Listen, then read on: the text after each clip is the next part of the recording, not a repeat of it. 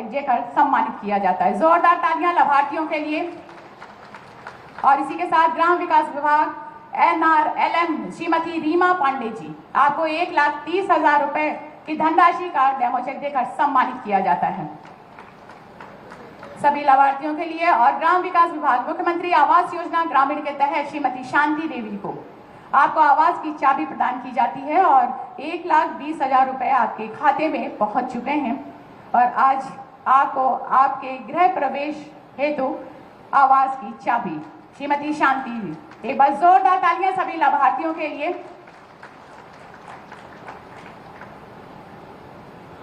जोरदार तालियां हमारे परम आदरणीय सदस्य श्री माननीय मुख्यमंत्री जी के लिए। डूडा PM स्वनिधि योजना के तहत श्री शिव शंकर जी, आपको 50,000 रुपए की धनराशि का डेमो चेक देकर सम्मानित किया जाता है। राजस्व विभाग के तहत मुख्यमंत्री आपदा राहत योजना के तहत श्रीमती बिट्टा, आपको 4 लाख रुपए की धनराशि का डेमो चेक देकर सम्मानित किया जाता है। एक बार जोरदार तालियां सभी लाभार्थियों के लिए। राजस्व विभाग स्वामित्व योजना के तहत श्रीमती कृष्णावती जी, आपको घरौनी प्रपत्र 10 प्रदान किया जाता है। एक बार जोरदार तालियां।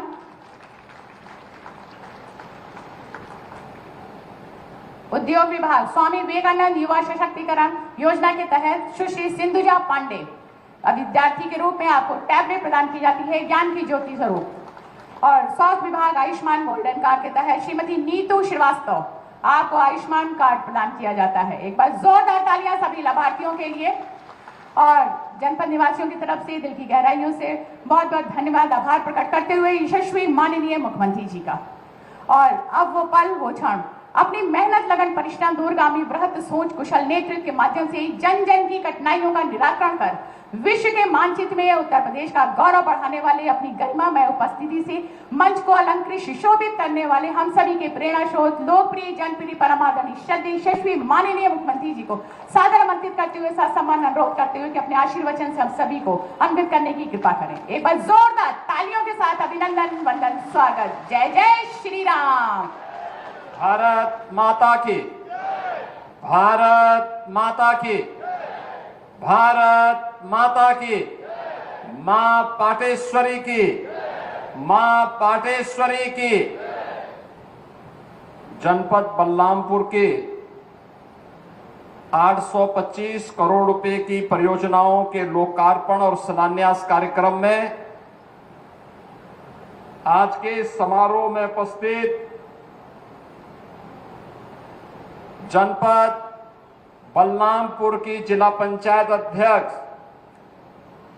सुश्री आरती तिवारी जी, माननीय विधायक बलरामपुर से पलटू राम जी,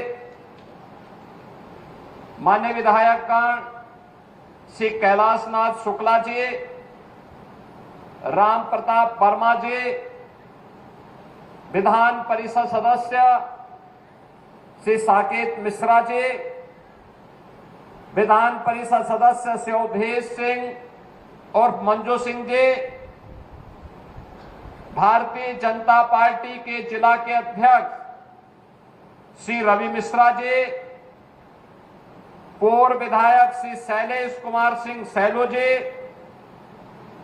नगर पालिका परिषद के अध्यक्ष श्री धीरू सिंह जी, जिला प्रभारी राहुल राज रस्तोगी जी, आज के इस कार्यक्रम में उपस्थित भारतीय जनता पार्टी और अन्य संगठनों के सभी पदाधिकारीगण,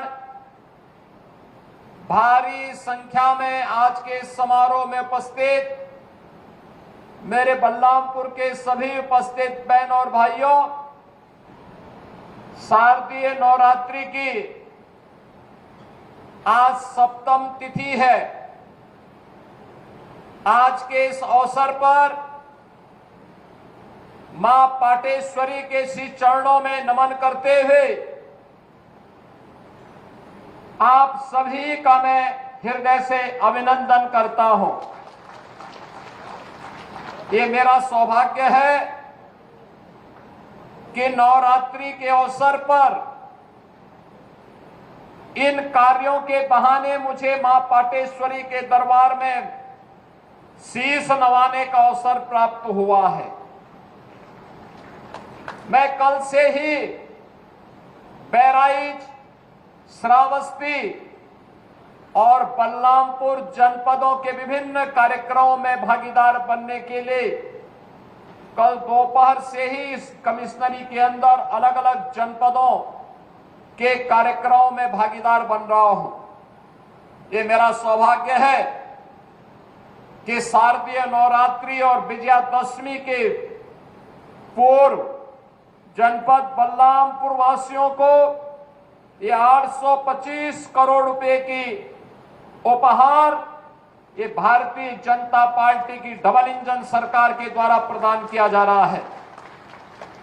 ये 825 करोड़ का उपहार यहां के जनप्रतिनिधियों के प्रयास, जनता की आकांक्षा के अनुरूप जनपद बलरामपुर को भी विकास की मुख्य धारा के साथ जोड़ने और जनपद बलरामपुर भी एक विकसित जनपद के रूप में अपने आप को स्थापित कर सके, इन भावनाओं के साथ ये सभी उपहार विकास की परियोजनाओं के माध्यम से आज आपको उपलब्ध करवाए जा रहे हैं। मैं इन सभी परियोजनाओं के लिए बलरामपुर वासियों को हृदय से बधाई देता हूं और बलरामपुर वासियों के कुशल और मंगलमय जीवन के लिए मां पाटेश्वरी से प्रार्थना करता हूं। बहन और भाइयों, हमारा बलरामपुर जनपद भारत और नेपाल के सीमावर्ती क्षेत्र में स्थित है। बलरामपुर जनपद मां पाटेश्वरी का पावन धाम है। बलरामपुर जनपद बलरामपुर स्टेट के द्वारा किए गए अनेक रचनात्मक कार्यों का साक्षी है।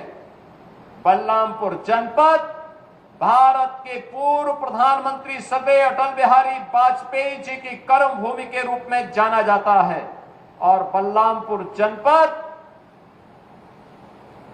एक कर्म ऋषि नानाजी देशमुख की कर्म भूमि के रूप में भी जाना जाता है। ये बलरामपुर जनपद 97 से लेकर के 2017 तक उपेक्षा का दंश झेल रहा था। बलरामपुर जनपद कोई पुरसाहार नहीं था। 97 के पहले तो विकसित था ही, 1997 के बाद भी बलरामपुर जनपद के लिए जो अपेक्षित योजनाएं आनी चाहिए थी उनसे यहां के नागरिक वंचित थे। परिणाम क्या था? परिणाम था देश के अंदर जो सबसे गरीब जनपदों में किसी की गणना होती थी तो वह गणना होती थी बलरामपुर जनपद की। बहनों और भाइयों, आज डबल इंजन की सरकार प्रधानमंत्री मोदी जी के नेतृत्व में बिना भेदभाव के योजनाओं का लाभ जब देना प्रारंभ की तो डबल इंजन सरकार ने आज यहां पर मां पाटेश्वरी के नाम पर एक विश्वविद्यालय का निर्माण कार्य भी प्रारंभ किया है। विश्वविद्यालय इस सत्र में प्रारंभ भी हो चुका है। बलरामपुर के सभी नागरिकों को, श्रावस्ती, बहराइच, गोंडा के सभी नागरिकों को, युवाओं को मां पाटेश्वरी के नाम पर बने इस विश्वविद्यालय के लिए मैं हृदय से बधाई देता हूं, अपनी शुभकामनाएं देता हूं। बहनों और भाइयों, इसके साथ ही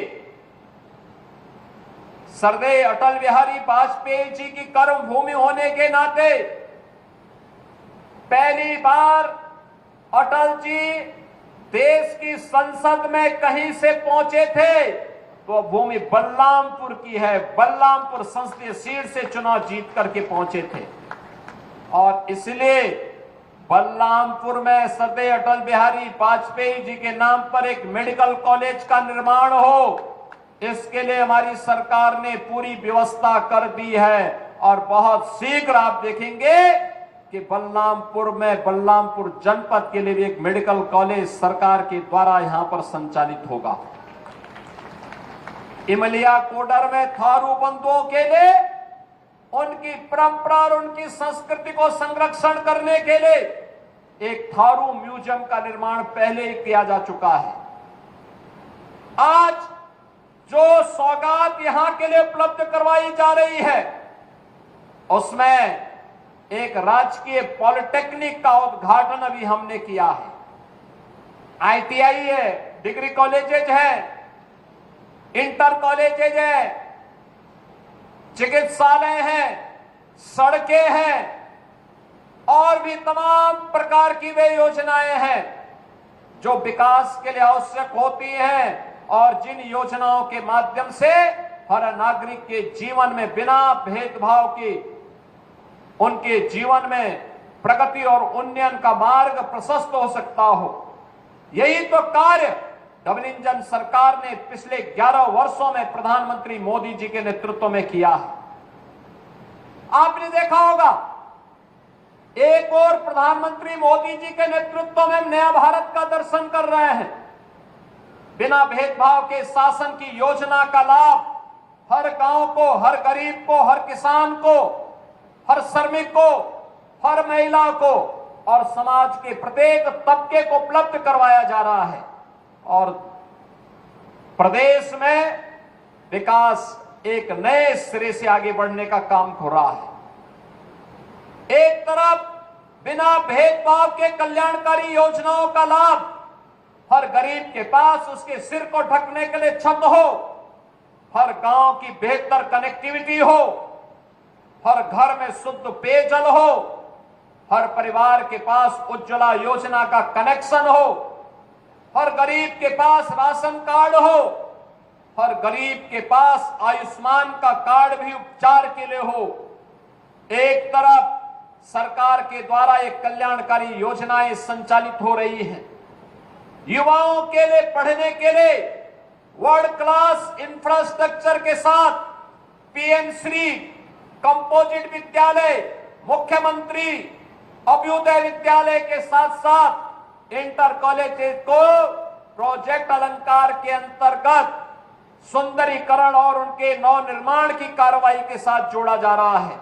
विश्वविद्यालय बन रहे हैं, डिग्री कॉलेजेस बन रहे हैं, पॉलिटेक्निक बन रहे हैं, आईटीआई स्किल डेवलपमेंट के सेंटर के रूप में स्थापित हो रहे हैं, नगर निकायों का उन्नयन हो रहा है, शहरीकरण विकास की योजनाओं को आगे बढ़ाया जा रहा है। एक तरफ विकास अनवरत आगे बढ़ रहा है और दूसरी तरफ विकास की प्रक्रिया में बाधक कुछ तत्व ऐसे भी हैं जिन्हें विकास अच्छा नहीं लगता है। जिन्हें विकास अच्छा नहीं लगता है वे कहीं न कहीं विकास में व्यवधान पैदा करते हैं, उत्सव के समय उपद्रव पैदा करना चाहते हैं। वे लोग अराजकता को अपना जन्मसिद्ध अधिकार समझते हैं और उन्हीं लोगों को चेतावनी देने की दृष्टि से आज मैं बलरामपुर में भी आया हूं। यही कहने के लिए आया हूं, यही कहने के लिए आया हूं, अगर विकास में बाधक बनोगे और विकास की योजनाओं को उपद्रव और अराजकता के माध्यम से बाधित करोगे तो ये मान करके चलिए कि ये विकास पहले उनके विनाश का कारण बन जाएगा। पर्व और त्योहारों के उत्सव और उमंग में अगर कहीं उपद्रव करने का कार्य किया तो ये उपद्रव की कीमत उनको चुकानी पड़ेगी कि आने वाली पीढ़ियां उनकी याद करेंगी कि कैसे होता है, क्या कीमत चुकानी होगी। बहनों और भाइयों, जो लोग आज भी जिन्हें ये सब अच्छा नहीं लग रहा है, जो लोग आज भी किसी गलत मंशा के साथ जी रहे हैं, जो लोग आज भी ये मानते हैं कि अराजकता उनका जन्मसिद्ध अधिकार है, उनको अपनी गलतफहमी दूर कर देनी होगी। वो अपनी गलतफहमी दूर कर ले। वह समय गया जब समाजवादी पार्टी की सरकार हुआ करती थी, कांग्रेस की सरकारें हुआ करती थी, ये लोग दंगा करवाते थे, आगजनी करवाते थे, बेटी की सुरक्षा में सेंध लगाते थे, व्यापारी के प्रतिष्ठानों पर आग लगाते थे और सरकार इनका आवभगत करती थी। वह समय अब चला गया है। अब ये डबल इंजन की सरकार है।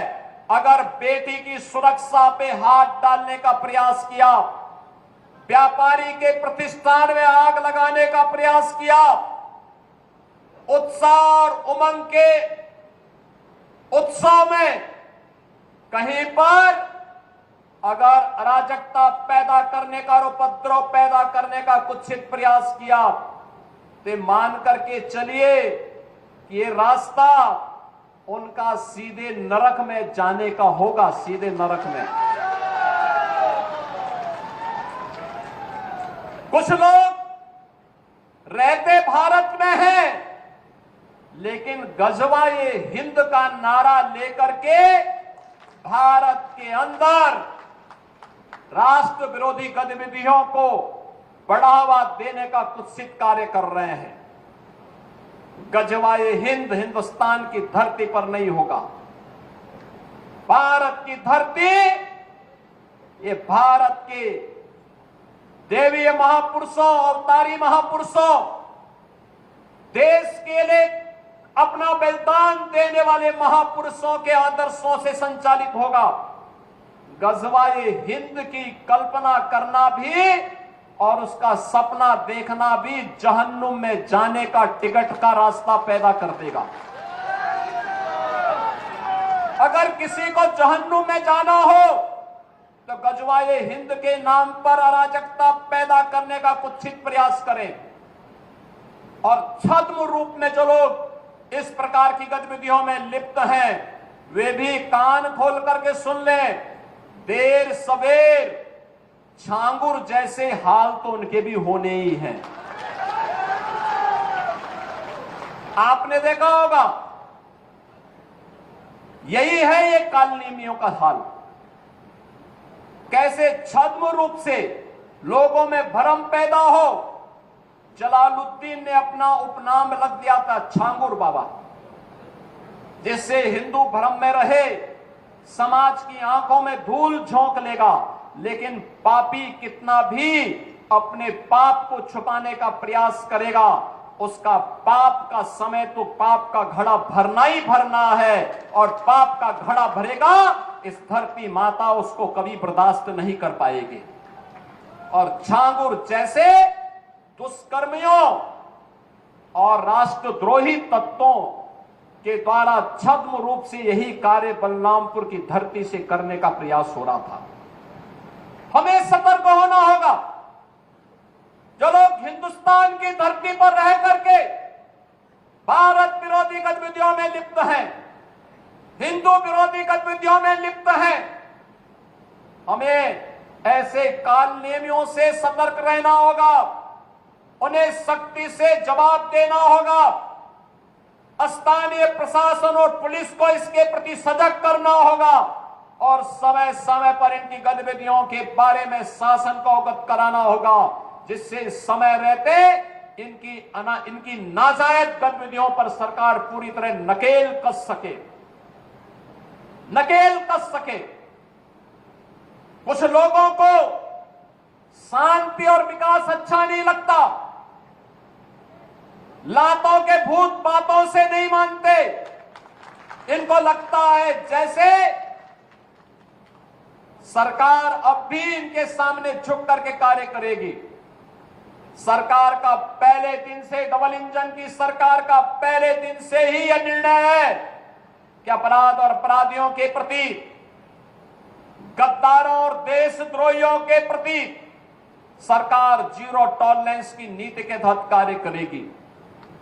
हमारी संवेदना एक गरीब के लिए है, हमारी संवेदना नौजवान के लिए है, हमारी संवेदना बेटी और बहनों के लिए है, हमारी संवेदना अपने अन्नदाता किसानों के लिए है।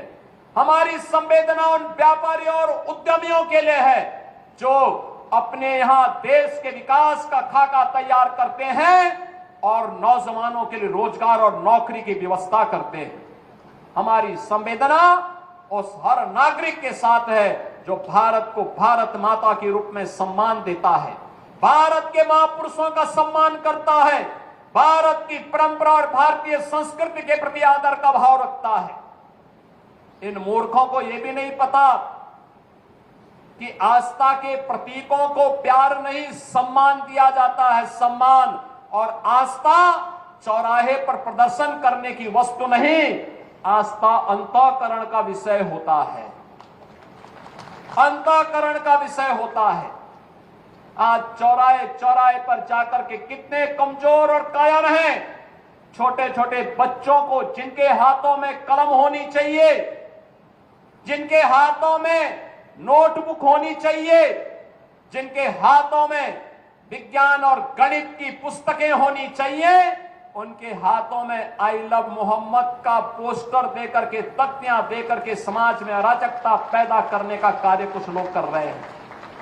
इनको यह भी नहीं मालूम कि उनकी जिंदगी तो बर्बाद है ही है, लेकिन इन बच्चों की भी जिंदगी को ये लोग बर्बाद करने पर उतारू हो रखे हैं। लेकिन सरकार इस प्रकार की अराजकता को कतई स्वीकार नहीं करेगी, कतई स्वीकार नहीं करेगी। और जिसने भी कानून को हाथ में लेने का प्रयास किया, जो भी राह चलते हुए राहगीर पर हमला करेगा, जो भी बेटी की सुरक्षा पे सेंध लगाने का कार्य करेगा, और जो भी व्यापारिक प्रतिष्ठानों में आगजनी करने का दुस्साहस करेगा, जो भी पर्व और त्योहारों में उपद्रव करेगा, उसको हम पहले से इस बारे में कह देंगे कि उसको बिना मांगे जहन्नुम में जाने का टिकट हम काट करके दिला देंगे।